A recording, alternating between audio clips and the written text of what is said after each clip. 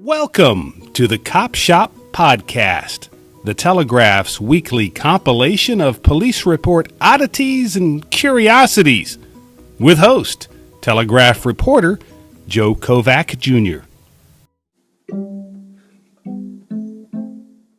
And yes, we're back again for a recap of the weirdness that was in 2017.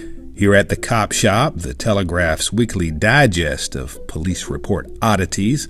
As you know, we run across plenty of bizarre happenings, as our faithful listeners and readers know. This year generated its share of nutty occurrences. Today we rank the year's 5 zaniest episodes, incidents, and whatever you want to call them. Number 5. It wasn't clear what set a Lawrenceville woman off back in mid-February, but her outburst at a North Macon Waffle House just below Tom Hill Senior Boulevard on Riverside Drive involved slung sugar jars, tossed bottles of condiments, and the upsetting of table settings. When someone asked her to leave, a sheriff's report said she refused, hopped on top of a table, and began screaming. Not sure what she screamed. Scattered, smothered, and get me out of here. But according to a sheriff's report, 2 condiment bottles and a sugar jar were damaged. Number 4. One night back in early March, a Lizella man in his 60s was staying in a room at the Bridgeview Inn and Suites off Eisenhower Parkway out in West Macon. He asked a female friend there to do him a favor. It seems he had $40,000 cash in his room, and he needed someone to guard it while he, quote, went out gambling. The man said the woman, 32, agreed. She was, he later explained to the police, someone, quote, he trusted a lot. So he left the woman to watch over the money and went out.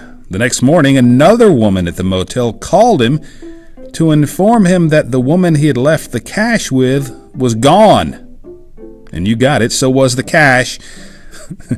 The money was last seen in a gold suitcase with flowers on it. Number 3. In October, a mother on Jeff Davis Street in Macon called 911 to report that her teenage son was, quote, being disrespectful. Seems he wouldn't listen. All she wanted him to do was wash some dishes. When she tried to talk to him and put her hand on his shoulder, he jerked away and yelled, "Don't put your hands on me, bro!" To which the woman replied, "I'm not your bro, I'm your mother." The son wandered off before the cops arrived. Number 2. Near the town of Broxton in South Georgia, a man reportedly opened fire, shooting into the air when he had enough of a neighbor's noisy generator. The man, 59, was said to have told the cops that he thought it would be a good idea to fire a few rounds in protest. A few rounds in protest, quote, as a reaction to his frustration. It was not a good idea. He was jailed on firearm possession charges. Number 1. The flowered deep blue carpet of the Georgia Senate was soiled as the legislative session wound down earlier this year. Dino, an explosive-sniffing canine and dutiful member of the Capitol Police Force, was said to be the culprit. You might say he offered up a floor resolution of his own.